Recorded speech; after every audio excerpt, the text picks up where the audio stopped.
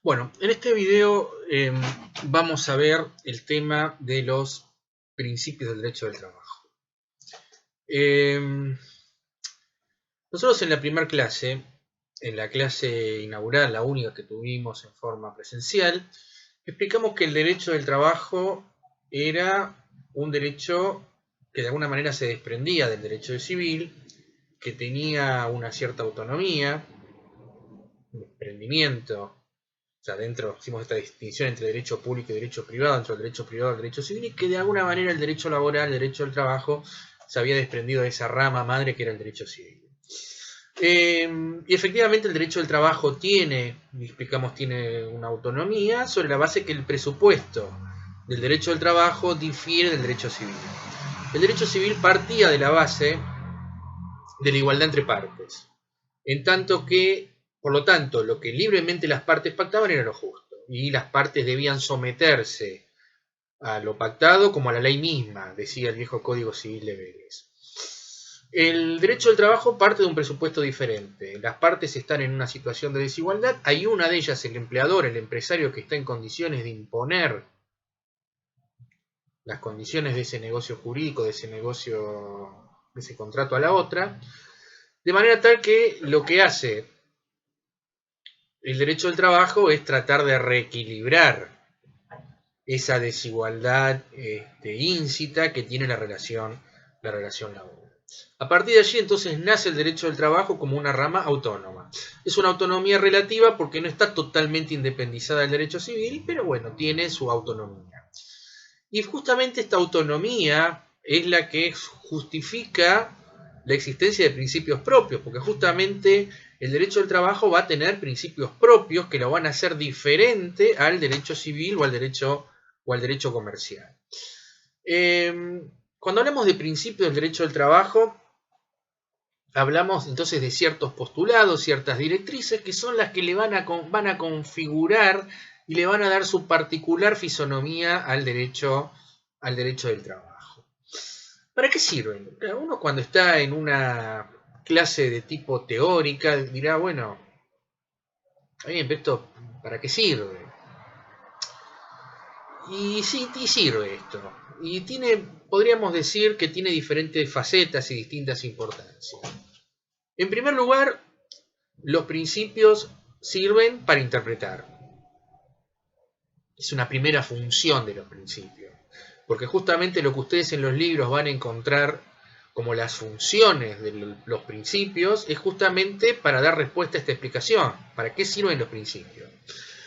Y una primera función de los principios es la denominada función interpretativa. Si los principios sirven para interpretar, están dirigidos al intérprete. Están dirigidos a quiénes son los que interpretan. Bueno, en primer lugar los jueces en un caso de un conflicto, pero también los operadores jurídicos, los abogados, los que asesoran a las empresas, los empleadores, los trabajadores. Sirve para esto, sirve para interpretar. Ustedes fíjense la situación actual, por ejemplo, ¿no? Es decir, el impacto que tiene toda esta situación del coronavirus, la cuarentena, en fin, toda esta situación excepcional por la cual nosotros estamos atravesando, y esto cómo impacta en el mundo las relaciones del trabajo. Y los principios del derecho del trabajo nos van a servir de alguna manera para interpretar ciertas cuestiones que pueden estar dudosas, digamos, ¿no? Que no sepamos cómo resolverlas por una situación verdaderamente excepcional como la que estamos viviendo en la actualidad. Entonces, primera cuestión, función interpretativa. El artículo 11 de la Ley de Contrato de Trabajo, una digresión, es importante que estas clases ustedes las sigan con el texto de la Ley de Contrato de Trabajo a mano. Entonces pueden parar este video y contrastar lo que yo les estoy comentando con el texto de la ley.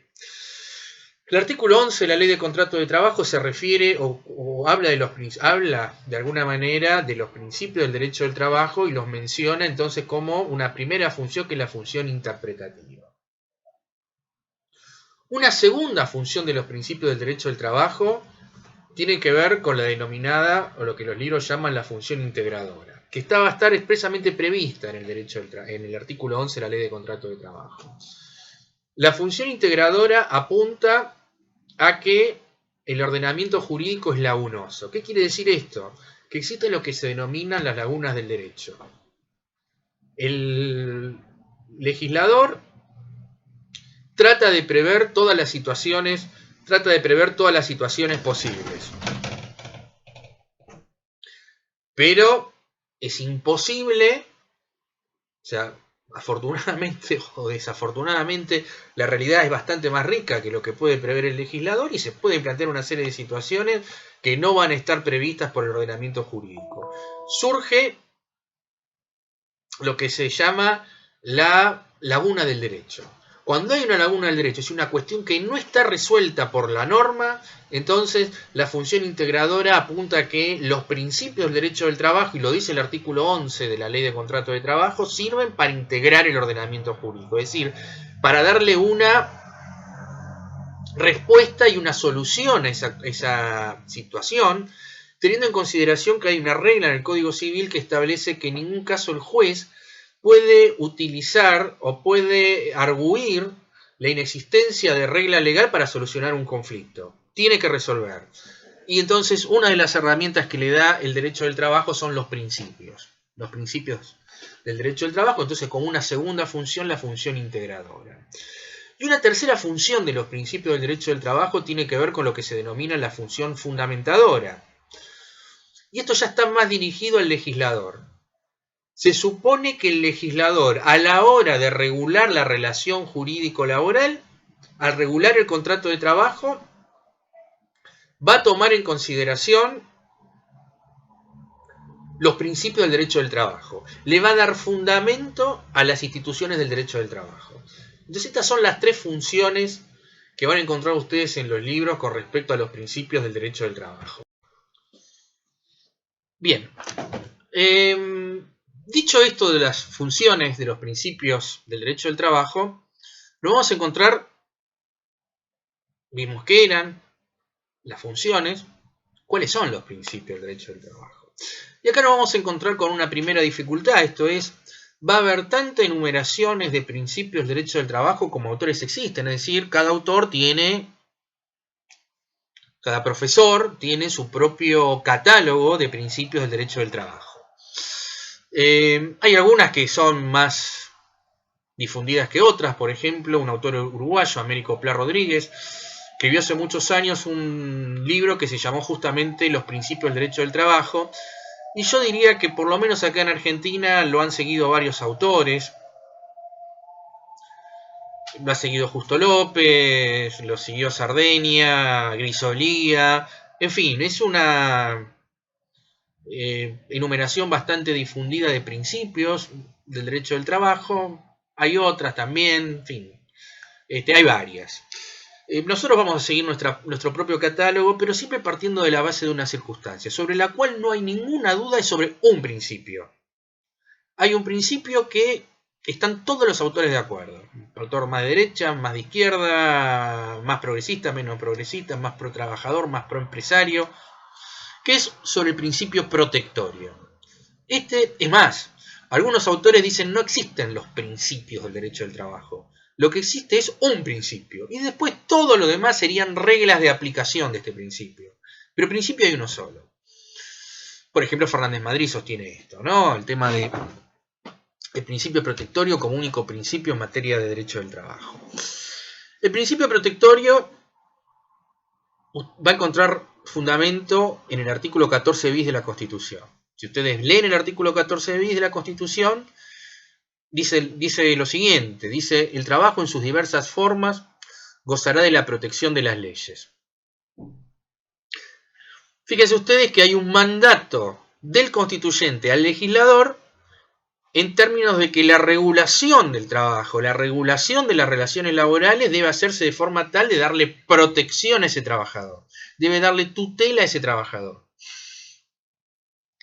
Entonces, dentro de nuestro ordenamiento jurídico, es el Congreso el que va a dictar, dice la Constitución, o tiene que dictar un Código del Trabajo y la Seguridad Social, nunca lo ha hecho en estos términos, ha dictado leyes dispersas, entre ellas la Ley de Contrato de Trabajo, una de las fuentes fundamentales de nuestra materia, pero nunca dictó un Código del Trabajo como ustedes tienen un Código Civil y Comercial en materia civil. Pero de todas maneras, la atribución del legislador es la regulación de la relación laboral, y hay un mandato constitucional en el artículo 14 bis que esa regulación debe hacerse de manera tal de darle protección al trabajador. ¿Cuál es el alcance y la extensión de esta protección? Lo decide el Congreso. Pero no es concebible, desde el punto de vista constitucional, un derecho del trabajo, una regulación, mejor dicho, de la relación laboral que no prevea y no contemple una tutela al trabajador sobre la base de esta situación de desigualdad a la que hacíamos referencia al principio. Esta regulación, este principio, así como está enunciado, está dirigido al legislador, y de hecho nosotros podemos decir que la ley de contrato de trabajo es, de alguna manera, el desarrollo legal de este principio protectorio. La ley de contrato de trabajo es una norma que está destinada a garantizar, con sus pros y sus contras, esta tutela, esta protección del trabajador. Nosotros nos vamos a encontrar con algunos artículos muy importantes en este sentido que de alguna manera lo reconocen. Por ejemplo, el artículo 4 de la Ley de Contrato de Trabajo reza que el aspecto económico que hay en este contrato de cambio, el contrato de trabajo, que es el que vincula a trabajador y empleador, es un contrato de cambio. ¿Por qué? Porque el trabajador pone a disposición su fuerza de trabajo, enajena su fuerza de trabajo, a cambio recibe una remuneración. Este intercambio económico, de alguna manera, queda en un segundo plano, ¿no? Es decir, en principio, lo primero que han tenido en cuenta el legislador, por eso se habla del techo ideológico, que surge del artículo 4 de la Ley de Contrato de Trabajo, es este tema de que está involucrada una persona, ¿no? En este contrato, su físico, su psiquis, que es el trabajador. De manera tal, entonces, que vuelvo a insistir, el artículo 17 bis también, en fin, hay una serie de disposiciones que ponen de relieve este carácter protector que tiene la Ley de Contrato de Trabajo, que no es ni más ni menos que el desarrollo legal de ese principio constitucional del 14 bis, que es el principio protectorio.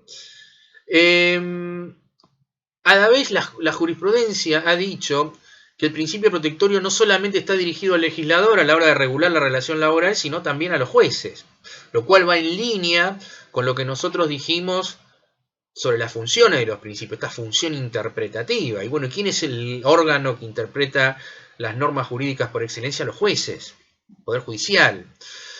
Hay un caso muy emblemático de la Corte Suprema de Justicia del año 2004, el caso Bisotti contra AMSA. Nosotros lo vamos a estudiar en la segunda parte del curso, trata de algunas cuestiones relacionadas al pago de la indemnización por despido, el tema del tope indemnizatorio, etc. Pero en ese fallo emblemático la Corte dijo, se resaltó este tema del principio protectorio no solamente dirigido al legislador, sino también dirigido a los jueces para resolver esa cuestión, lo tomaron muy en cuenta. Y la Corte va a decir, en este caso, va a tomar un cliché, es decir, una frase que después va a reiterar en pronunciamientos posteriores, ¿no? Es decir, la Corte dice, bueno, en un contrato de trabajo hay intereses contrapuestos, derechos contrapuestos, todos tienen la protección constitucional. Porque la libertad empresarial de alguna manera tiene un respaldo constitucional. El artículo 14 de la Constitución establece el derecho, reconoce el derecho de ejercer toda industria lícita, por ejemplo.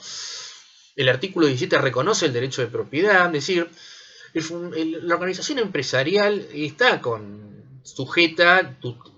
está rodeada de garantías de carácter constitucional, están reconocidas en la norma fuente más importante de nuestro ordenamiento jurídico, por un lado. Y por otro lado está la figura del trabajador, con el 14 bis y con todo el bagaje de derecho. Y dice, bueno, acá hay intereses contrapuestos en esta relación del trabajo.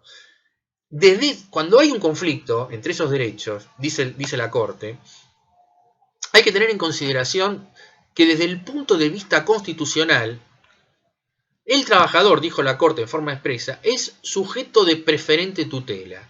Este cliché que el trabajador es sujeto de preferente tutela, que dice la Corte en Bisotti con AMSA y después lo va a reiterar en una serie de pronunciamientos, lo que está poniendo en énfasis es el carácter protectorio o la cláusula del artículo 14 bis en cuanto obliga al legislador cuando legisla y a los jueces cuando interpretan a tener en consideración la protección del trabajador. Entonces, este es el principio fundamental. Después hay otros principios o reglas de aplicación, como ustedes lo quieran denominar, que también son muy importantes y que hacen a esta fisonomía y a este carácter especial y autónomo del derecho del trabajo.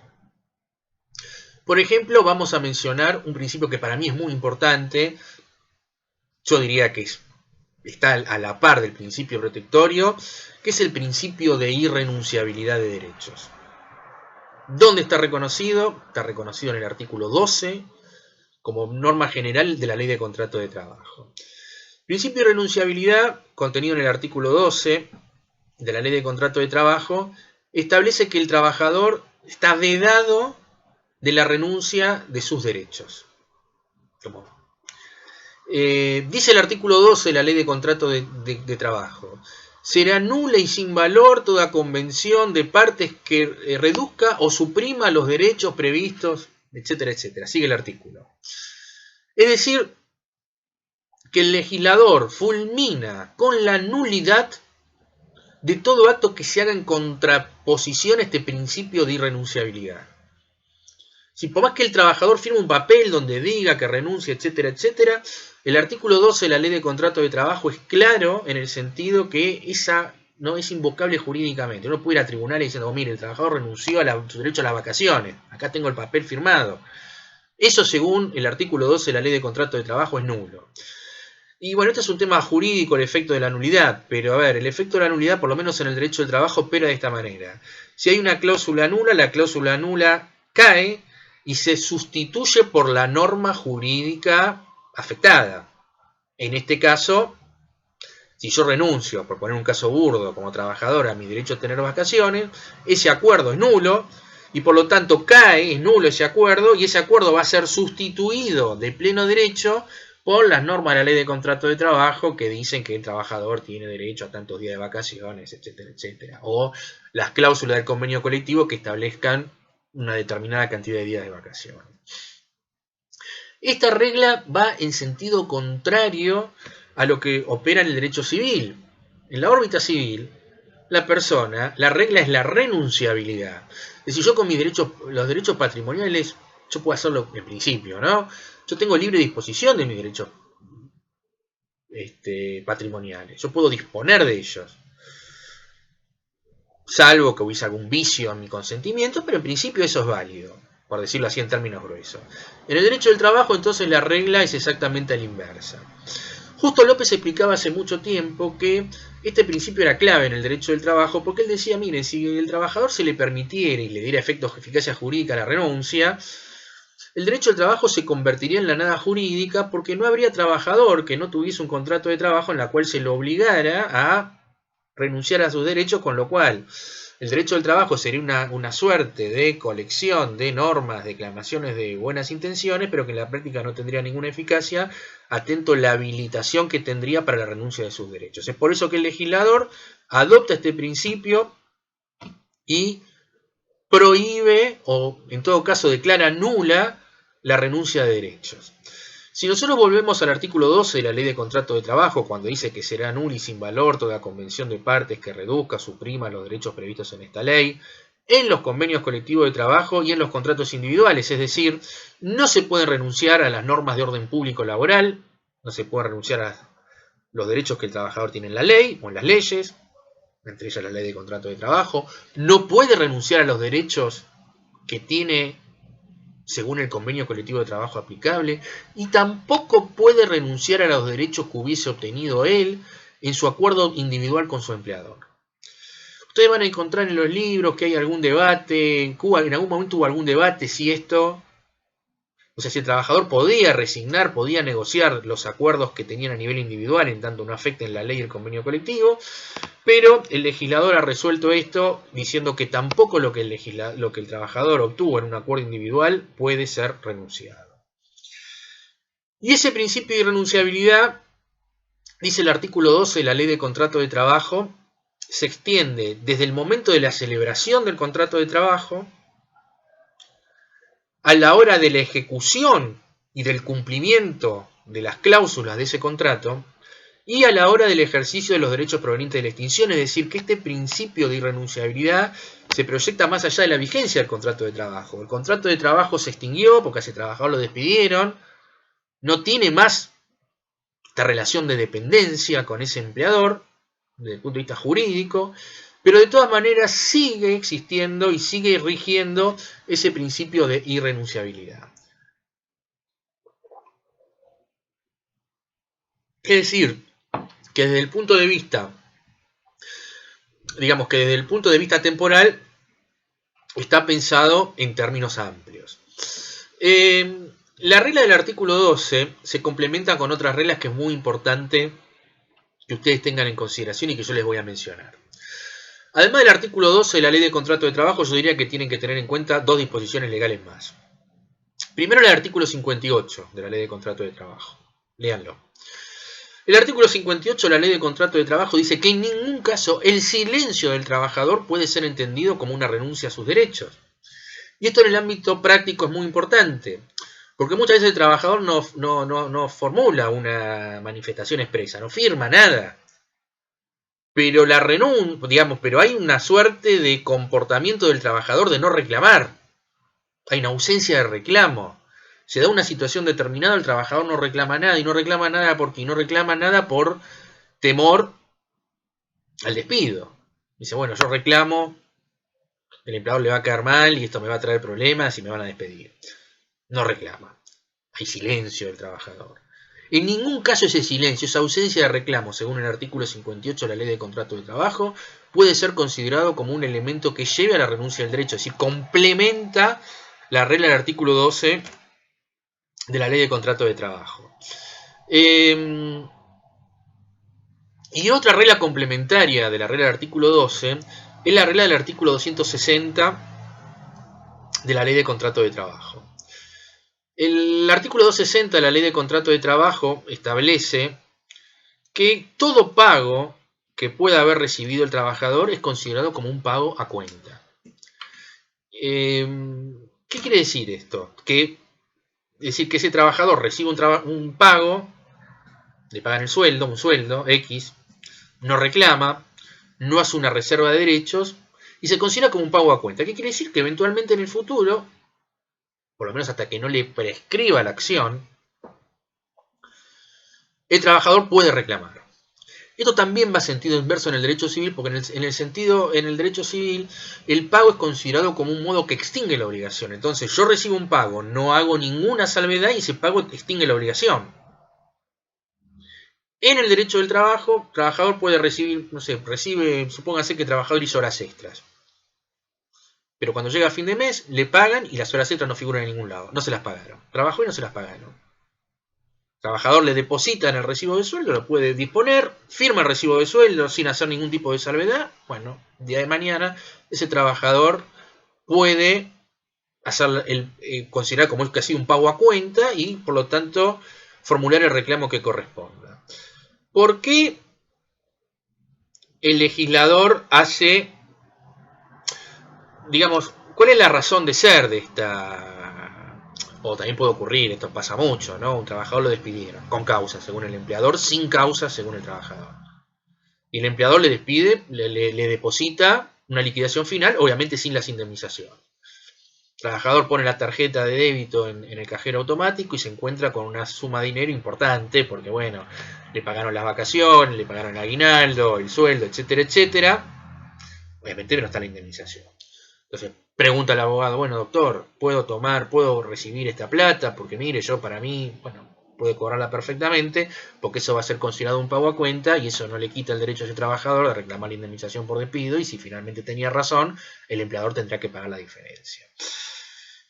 ¿Cuál es la razón de ser de este artículo? Bueno, la razón de ser de este artículo y de esta regla es evitar que el trabajador renuncie a sus derechos bajo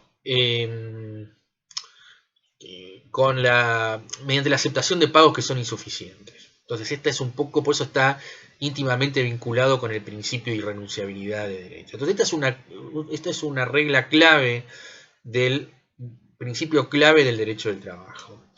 En algunos libros ustedes van a encontrar como excepciones a este principio, ¿no? Dicen, bueno, La prescripción podría ser un caso, ¿no? Es decir, el trabajador, como toda persona, a ver, ¿cómo explicar este tema? Un tema jurídico.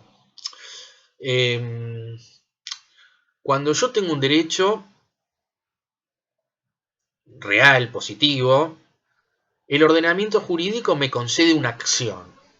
¿Qué es una acción? Es la posibilidad que yo tengo de ir a tribunales para reclamar que ese derecho sea cumplido.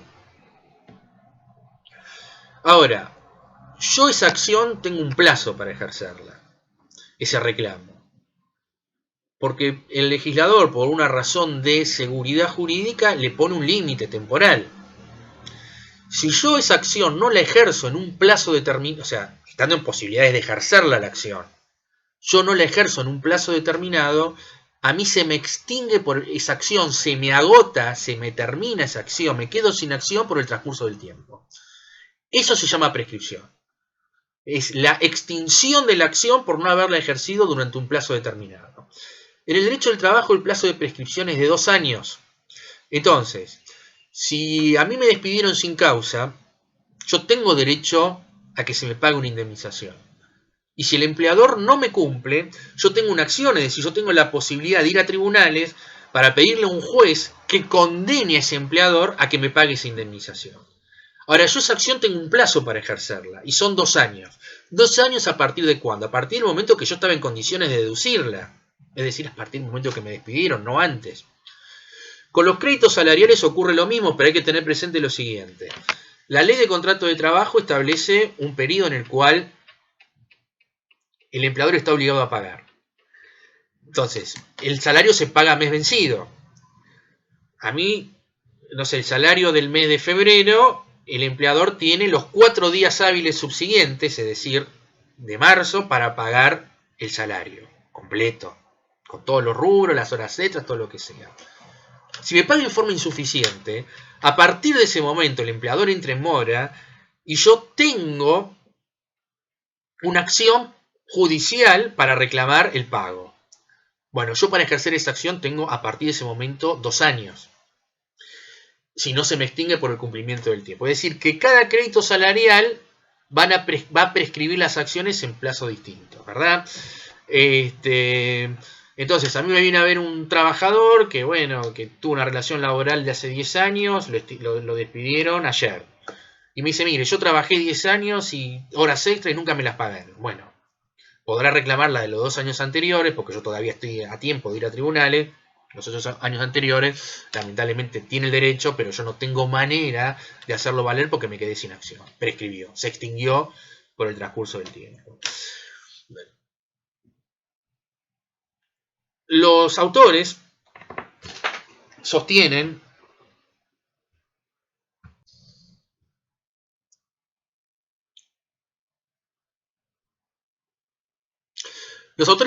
que este es podría ser una excepción de este principio de irrenunciabilidad. ¿Sí? En realidad, habría una suerte de renuncia indirecta, es decir, bueno, el trabajador tiene un derecho, no renuncia expresamente, pero deja transcurrir un tiempo, no ejerce la acción y pierde el derecho. No sé si es una excepción, pero bueno, es importante tenerlo en consideración. Después hay un supuesto muy importante que está vinculado con este principio, y también algunos autores mencionan que juegan los hechos como una excepción, que es el tema de la conciliación. El artículo 15 de la Ley de Contrato de Trabajo prevé y posibilita que las partes, trabajador y empleador, cuando hay derechos litigiosos o dudosos, puedan conciliar, puedan llegar a un acuerdo. La ley, si hubiese seguido principio de irrenunciabilidad rajatabla, podría haber establecido que directamente estos acuerdos conciliatorios estaban prohibidos. Esto es lo que pasó muchos años con la ley de accidente de trabajo. La ley de accidente de trabajo, en su redacción originaria, la ley 9688, estamos hablando del principio de la década del 10, siglo pasado, 1915, establecía durante mucho tiempo que en materia de accidente de trabajo no se podía conciliar. O sea, bueno, esto está en juego derechos personalísimos del trabajador, el derecho a ser indemnizado, etcétera, etcétera. No se concilia, no se puede conciliar. Después esto fue dejado de lado. Podría haber sido una solución del legislador, pero el legislador permite y habilita la posibilidad de acuerdos conciliatorios. Lean el artículo 15 de la Ley de Contrato de Trabajo. Ahí se establecen cuáles son los requisitos de esos acuerdos conciliatorios. Y esos acuerdos conciliatorios están sujetos, según el artículo 15 de la Ley de Contrato de Trabajo, a la intervención del Ministerio de Trabajo. Dice, mejor dicho, habla de la autoridad judicial o de la autoridad administrativa. Cuando hablamos de la autoridad administrativa nos estamos refiriendo al Ministerio de Trabajo de la Nación, en el caso de la capital federal, o los Ministerios de Trabajo provinciales, en las diferentes provincias. Nosotros tenemos un Estado federal. Y puntualmente en la órbita de la Nación hay un organismo que se encarga de todo el tema de las conciliaciones en la órbita del Ministerio de Trabajo, que es el SECLO, Servicio de Conciliación Laboral Obligatoria, SECLO, con S, SECLO. Y es allí donde están las partes con posibilidades, trabajador y empleador, de llegar adelante a algún tipo de acuerdo, algún tipo de conciliación. Más aún, es obligatorio. Yo no puedo iniciar una acción, no puedo ir a tribunales, no puedo hacer un juicio si previamente no paso por esta instancia. Tengo que pasar por el SECLO, me va a asignar un conciliador para tratar que las partes nos pongamos de acuerdo.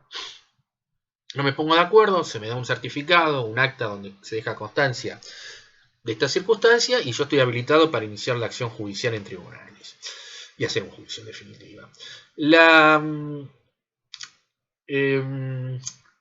Entonces, les decía que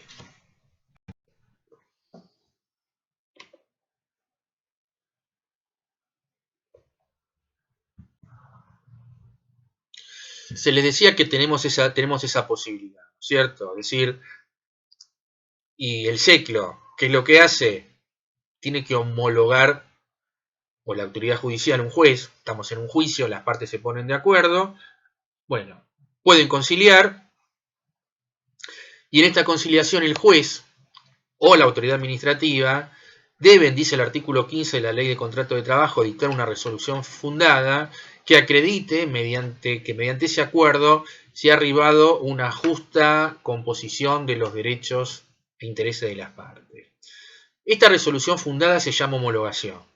La homologación entonces es el acto administrativo, si lo dicta el Ministerio de Trabajo, o judicial, si lo dicta un juez, en virtud del cual, previa verificación de los contenidos del acuerdo, si considera que con ese acuerdo se ha alcanzado una justa composición de los derechos e intereses de las partes, es decir, ha sido un acuerdo justo, pues entonces homologará el acuerdo y recién ahí ese acuerdo conciliatorio tendrá validez. La jurisprudencia ha entendido que ese acuerdo homologado tiene autoridad de cosa juzgada. ¿Qué quiere decir que tiene autoridad de cosa juzgada? Tiene autoridad de cosa juzgada porque si el trabajador en ese acuerdo manifiesta que una vez que percibe los montos de ese acuerdo no tiene más nada que reclamar a su empleador,